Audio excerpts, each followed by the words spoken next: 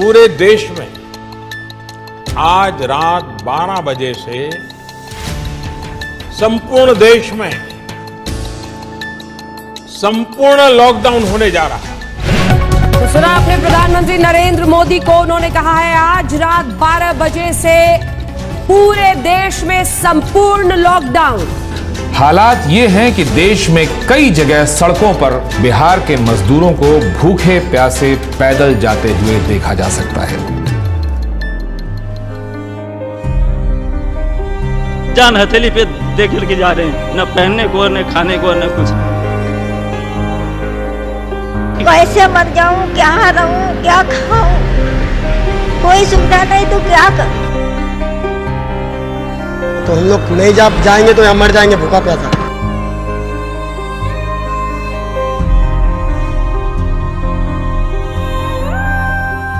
मेरा हस्बैंड खत्म हो गया, मेरा बाबू चला गया हमको छोड़ के।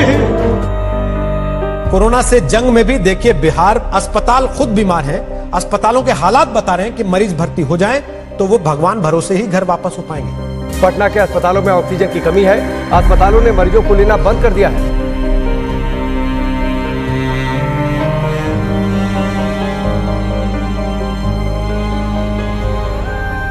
समझ लो ऐसी यादें हैं कि मरते दम तक नहीं भूल पाएंगे। कोविड विश्वव्यापी समस्या थी, संकट आया, सबको कष्ट हुआ, लॉकडाउन हुआ, त्राही त्राही मची। लेकिन पूरे देश में जो दुर्दशा बिहार के लोगों की हुई, लोगों ने बिहार के लोगों को घरों से निकाल दिया। लोगों को बस तक नहीं मिला, ट्रेन नहीं, गाड़ी नहीं, पैदल चल के बच्चों को लेकर अपनी पोटली, अपनी जीवन की पूरी कमाई जमा पूंजी लेकर हजार किलोमीटर महिलाएं बच्चे पैदल चलकर आए। महीनों तक वो नजारा चलता रहा और हम जैसे लोग सारी शक्ति, ताकत, साधन होने के बावजूद कुछ नहीं कर सके। ऐसा लगा कि नहीं, अगर भगवान ने शक्ति बुद्धि दी है, कुछ ऐसा करना होगा जिससे कि समाज सुधरे। नेताओं को जिताते हराते रहने से कुछ नहीं होगा। मेरा मोह भंग हुआ। फिर साल भर अपने लिए रखा, सोचने के लिए, समझने के लिए कि क्या करना है, कैसे करना है। और तय करके जब 2 मई 2022 को मैं आया बिहार में। 2 अक्टूबर से गांधी आश्रम पश्चिम चंपारण से पदयात्रा शुरू करेंगे। हर गांव, हर शहर, हर गली, हर मोहल्ले, हर पंचायत में पहुंचने के लिए पूरे बिहार में एक बार जाने का प्रयास करेंगे। जन सुराज क्या है? ये समाज की मदद से एक नई राजनीतिक व्यवस्था बनाने का प्रयास है। लहरा दो सरकशी का परचम, लहरा दो गर्दिश में फिर अपनी सरजमी का परचम लहरा दो। पूरे बिहार में 3 बरस पैदल चल के आपके गांव समाज को मत कर आपके बीच से ऐसे आदमी को चुन कर निकालेंगे जिसके पीछे अपना पूरा पैसा, शक्ति, ताकत, बुद्धि सब लगाएंगे और आपके आशीर्वाद से उसको जिता कर लाएंगे। वोट चाहे जिसको भी दो, एक बार वोट अपने बच्चों के लिए।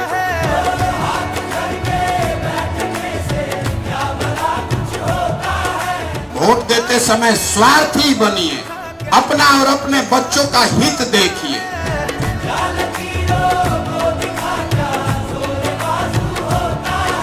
जन सुराज पदयात्रा किसी और पदयात्रा से बेहद अलग है। इसका लक्ष्य सुर्खियां बटोरना नहीं, लोगों के बीच जाना था। उन लोगों की समस्याएं, उनका दुख समझना था जो आजादी के 7 दशक बाद भी मुख्य धारा में नहीं पहुंच पाए। प्रशांत किशोर उस बिहार को ढूंढने निकले थे जो विकास की दौड़ में इतना पीछे छूट गया था कि वहां उम्मीद की कोई किरण तक नहीं पहुंचती थी, जिसे देश के सभी नेताओं और दलों ने न सुधर पाने वाला राज्य मान लिया था। जन सुराज पदयात्रा का कोई समय निर्धारित नहीं है। जब तक एक पंचायत की सभी समस्याओं का पता न चले, अलग अलग समाज और वर्गों के लोगों की मुश्किलों का पता न चले, तब तक प्रशांत किशोर उसी पंचायत में रहते। बिहार में ये पहली बार हो रहा था कि कोई व्यक्ति पायदान में खड़े आखिरी शख्स तक पहुंच रहा था, उससे बात कर रहा था।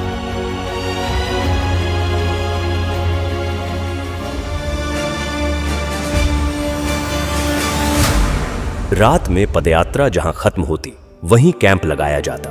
इस कैंप में प्रशांत किशोर 200 से 250 पदयात्रियों के साथ रुकते। न सोने की सही जगह थी, न पीने का साफ पानी। कैंप में सुविधाओं का अभाव था, लेकिन बिहार में बदलाव लाने के हौसले के आगे ये तकलीफें असर नहीं करती थी। सुबह होते ही कैंप में गांव वालों का आना शुरू हो जाता। प्रशांत किशोर उनसे मिलते और उनकी समस्याओं पर बात करते। लोगों को यकीन था कि कोई सुने न सुने प्रशांत किशोर उनकी आवाज सुनेंगे और उनका दुख दूर करेंगे।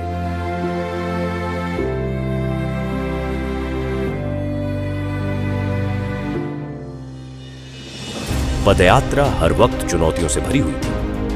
हर पल एक इम्तिहान था। कई सड़कें ऐसी थीं जहां सिर्फ पत्थर नजर आते थे। वहीं कुछ गांव ऐसे थे जहां सड़क पहुंची ही नहीं थी। कभी इतनी बारिश होती कि घुटने तक कीचड़ भर जाता, तो कभी इतनी तेज धूप होती कि 2 कदम चलना भी एक चुनौती बन जाता। लेकिन इन सब के बावजूद प्रशांत किशोर चलते रहे।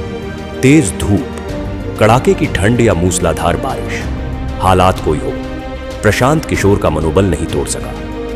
हर दिन प्रशांत किशोर 20 से 25 किलोमीटर पैदल चलते, लोगों से मिलते, छोटे छोटे समूहों में लोगों से बात करते। जो पदयात्रा महज कुछ लोगों के साथ शुरू हुई थी, अब उसमें लोग दूर दूर से आकर जुड़ने लगे। प्रशांत की आवाज पूरे बिहार में गूंजने लगी। वो जहां जाते, लोग उनकी बात सुनने के लिए इकट्ठा हो जाते।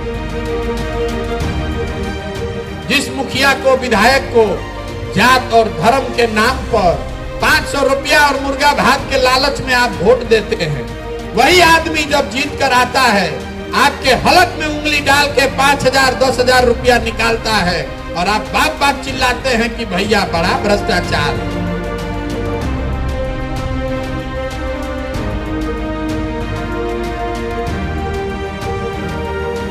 लेकिन इसी बीच कुछ ऐसा हुआ जिसने सबकी सांसें अधर में लटका दी। लगातार खराब रास्तों पर रोजाना 20 से 25 किलोमीटर चलने की वजह से प्रशांत किशोर की कुछ मांसपेशियां फट गईं।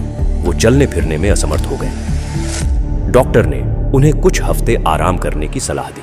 समस्तीपुर में जब एंट्री हो रही थी, वैशाली से हम लोग समस्तीपुर की तरफ बढ़ रहे थे, तो शाम के बाद अचानक से हमारी नजर जब प्रशांत किशोर पे पड़ी तो उनके पैरों में बहुत तकलीफ थी। मतलब वो जूझ रहे थे उस तकलीफ से, उनसे चला नहीं जा रहा था। और चूंकि वो बहुत संकल्पित थे और जैसा कि सबको पता है वो बहुत जिद्दी आदमी है, 5-6 किलोमीटर का डिस्टेंस अभी और रह गया था। बावजूद इसके कई लोगों ने आके बताया, हम लोगों ने प्रशांत को कहा कि भाई आपसे नहीं चला जा रहा है तो आप किसी गाड़ी पे बैठ जाइए, वहाँ से हम लोग चलते हैं।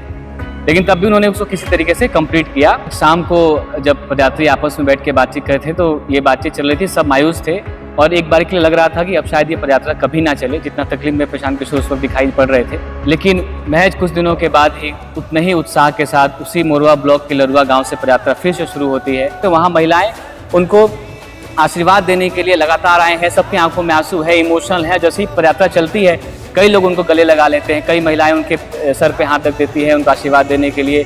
बुजुर्ग आके बात करते हैं और गाँव में भी एक उत्साह का माहौल होता है कि जिस व्यक्ति को यहीं पे चोट लगी थी वहीं से उनकी शुरुआत हो रही।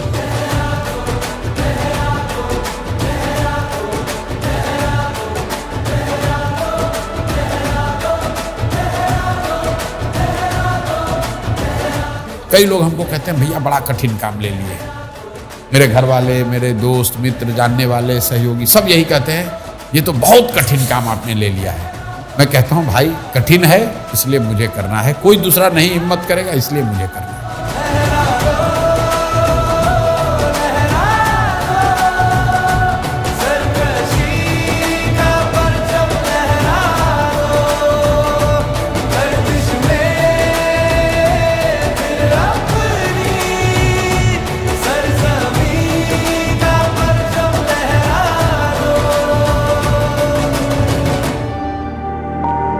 पदयात्रा के दौरान प्रशांत किशोर की पहचान एक नए बिहार से हुई। वो बिहार जो आंकड़ों से कहीं ज्यादा गरीब है। बिहार जितना आंकड़ों में गरीब दिखता है और जब आप उसको इन पर्सन फील करते हो तो दोनों में जमीन आसमान का फर्क है। क्या वो इन पर्सन और भी ज्यादा बहुत भयानक दिखता है।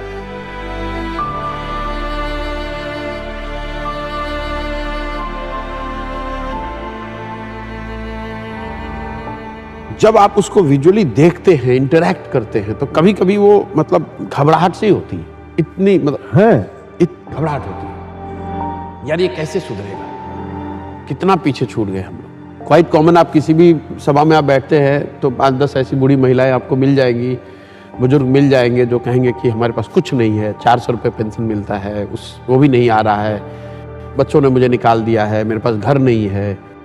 वो घबराहट होती है मुझे, घंटों में सोचता हूँ कि यार कैसे वो मैनेज कैसे करते हैं 400 रुपये में।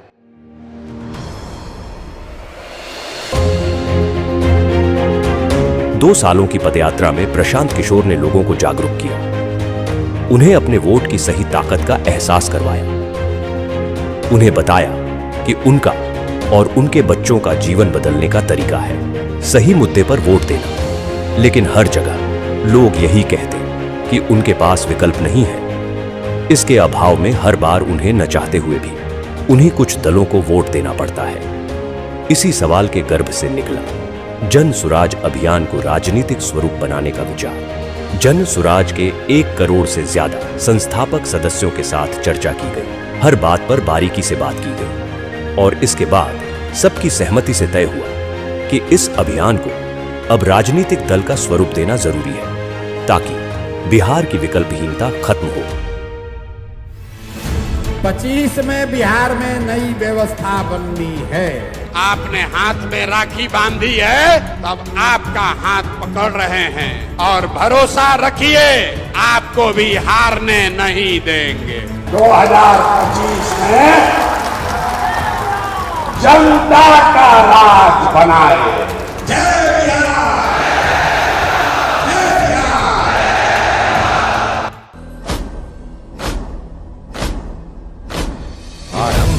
प्रचंड बोल मस्तकों के झुंड, आज जंग की घड़ी की तुम हार दो। आरंभ है प्रचंड बोल मस्तकों के झुंड, आज जंग की घड़ी की तुम हार दो। मान वान शान या कि जान गाहो दान, आज एक धनुष के बाण पे उतार दो। आरंभ है प्रचंड, मन करे सो प्राण दे, जो मन करे सो प्राण ले, वही तो एक सर्वशक्तिमान है। विश्व की पुकार है, ये भागवत का सार है कि युद्ध ही तो वीर का प्रमाण है। जो लड़ सका है वो ही तो महान है। जन सुराज को आधिकारिक तौर पर जन सुराज पार्टी के तौर पर स्वीकार कर लिया गया है।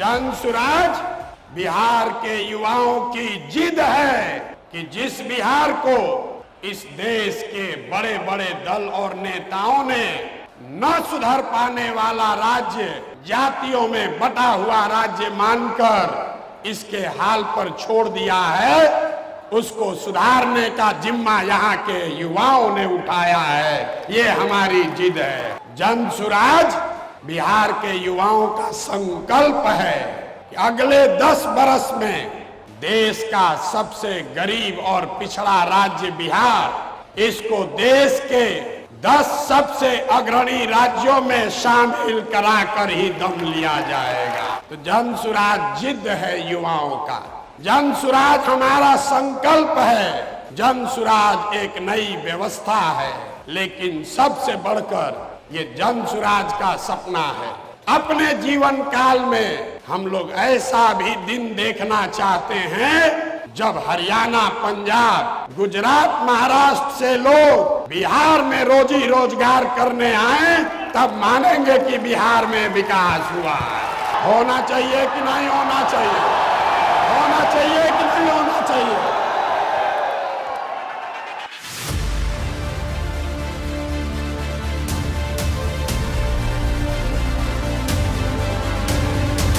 कार्यवाहक अध्यक्ष जिसको नियुक्त किया जा रहा है, जिनके नाम पर सबकी सहमति है। वो सज्जन यहाँ मधुबनी के हैं जिनका नाम है मनोज भारती। ये इसलिए नहीं है कि ये दलित समाज के हैं, ये काबिल हैं जो दलित समाज के भी हैं। ये पहला ऐसा दल होगा जहां पर उम्मीदवारों का चयन जनता के द्वारा किया जाएगा। जनसुराज अपने संविधान में लिख रहा है राइट टू रिकॉल। अगर टिकट पाने के बाद, आपका वोट लेने के बाद भ्रष्टाचार चालू किया तो उसका चाबी आपके हाथ में है। 2.5 वर्ष में उसको वापस बुलाया जाएगा। जनसुराज पार्टी का जो आधिकारिक झंडा होगा उसमें महात्मा गांधी के साथ साथ संविधान निर्माता बाबा साहब अम्बेडकर का चित्र भी शामिल किया जा रहा है। कमर कस लीजिए, जंग की शुरुआत ठान दी है, अब हम लोग पीछे हटने वाले नहीं हैं। जय बिहार, जय बिहार, जय बिहार, जय बिहार, जय बिहार। प्रशांत किशोर ने आज अपनी नई पार्टी लॉन्च की। पार्टी का नाम है जन सुराज पार्टी। इस मौके पर पटना के वेटरनरी ग्राउंड में प्रशांत किशोर ने बड़ा कार्यक्रम किया। उन्होंने कहा कि वो बिहारियों के सम्मान के लिए काम करेंगे। पार्टी के झंडे पर बापू और बाबा साहब दोनों की फोटो होगी।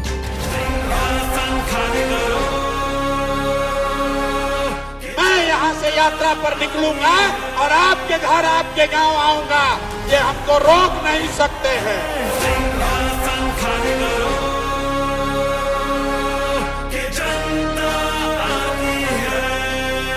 6 महीने के लिए कमर कस लो और अपने इस बेटे, अपने भाई पर भरोसा रखिए। नवंबर में आपको नई सरकार बनाकर, जनता की सरकार बनाकर देंगे।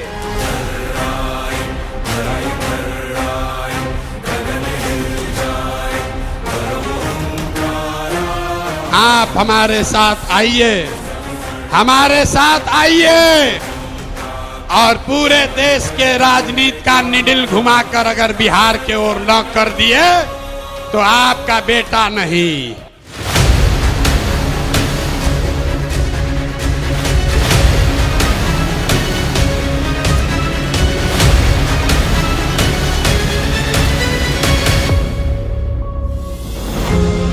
दल बनने के बाद एक बार फिर प्रशांत किशोर ने लोगों के बीच पहुंचना शुरू किया। इस यात्रा को नाम दिया गया बिहार बदलाव यात्रा। मकसद वही था, दशकों से विकास की दौड़ में पीछे छूट रहे बिहार के लोगों को बताना कि वो गरीबी और बदहाली से कैसे निकल सकते हैं। लोगों को ये एहसास दिलाना कि वो अपने वोट की ताकत से बिहार में कैसे बदलाव ला सकते हैं। यात्रा की शुरुआत जयप्रकाश नारायण के पैतृक गांव सिताब दियारा से हुई, लेकिन वहां पहुंचकर पता चला कि जेपी के घर का बिजली कनेक्शन कटा हुआ था क्योंकि बिजली बिल का भुगतान नहीं किया गया था। इस स्थिति से साफ हो गया कि 40 साल से जेपी के नाम पर राजनीति करने वालों की मानसिकता क्या है। प्रशांत किशोर ने इस स्थिति को जनता के सामने रखा। भाई बताइए, जेपी के घर में भारत रत्न आपने दे दिया, आप जेपी की महिमा मंडन कर रहे हैं, नाम पर कुर्सी पर बैठे हुए हैं और उनके घर में बिजली नहीं है, अंधेरा रहता है। इससे ज्यादा दुर्भाग्य की बात क्या हो सकती है। नतीजा यह हुआ कि जेपी के घर की बिजली बहाल हुई। इस तरह बिहार को बदलने की यात्रा की शुरुआत जेपी के घर की स्थिति बदलकर हुई। 1 साल से कटी हुई है डिस्कनेक्ट में। आज प्रशांत साहब आए हुए हैं तो बिजली चालू हो गई यहाँ पे। बिहार बदलाव यात्रा ने इस बात को साफ कर दिया कि प्रशांत किशोर ने लोगों के मन में उम्मीद भर दी है। वो जहां जाते हजारों की भीड़ उनके स्वागत में खड़ी रहती। लोग दूर दूर से प्रशांत किशोर को सुनने आ रहे थे। वोट बिहार का तो फैक्ट्री कहाँ लगना चाहिए, बिहार में कि गुजरात में? सबको बोलना है, वोट बिहार का तो फैक्ट्री कहाँ लगना चाहिए, बिहार में कि गुजरात में? बिहार में कि गुजरात में? नीतीश कुमार को रखना है कि हटाना है? रखना है कि हटाना है? रखना है कि हटाना है? हाथ उठाकर बोलिए, रखना है कि हटाना है? सभाओं में जन सुराजियों की ऐसी भीड़ उमड़ती कि लोग देखकर दंग रह जाते। सबके मन में सिर्फ एक ही उम्मीद कि प्रशांत किशोर बिहार में बदलाव लाएंगे। बिहार में बदलाव होना चाहिए कि नहीं होना चाहिए? होना चाहिए। अभी होना चाहिए कि 5 वर्ष के बाद? अभी कि 5 वर्ष के बाद? सब लोग तैयार है? अगर सब तैयार है तो हमसे गारंटी ले लीजिए, छठ के बाद किसी का बच्चा बिहार से बाहर पढ़ने के लिए और रोजगार के लिए नहीं जाएगा।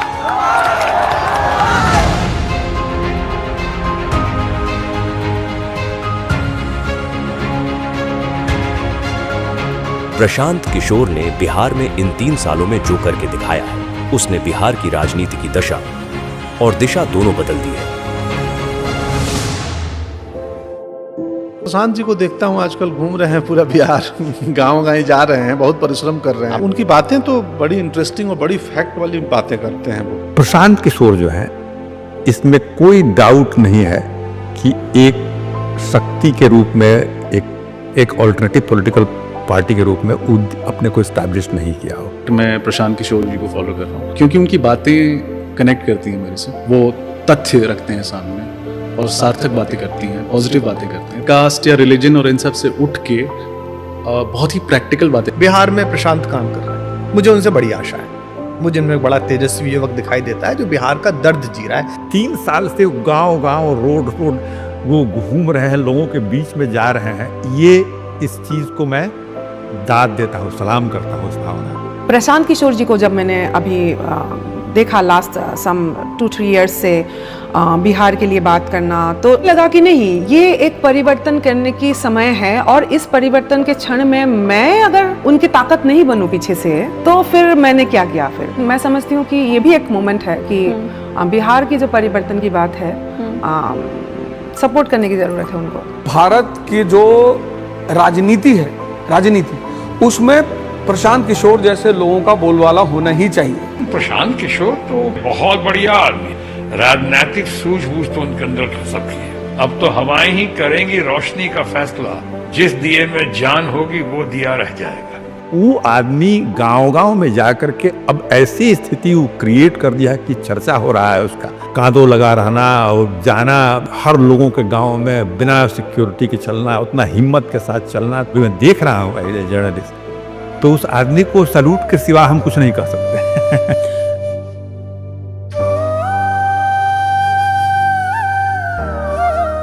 जीवन में मेरे पास जो कुछ भी है वो सब कुछ मैंने इसमें दाव पर लगाया है, अपना सब कुछ झोंका है इस पर, और ये तय करके आए हैं कि चाहे जो भी करना पड़े, किए बगैर मानूंगा नहीं।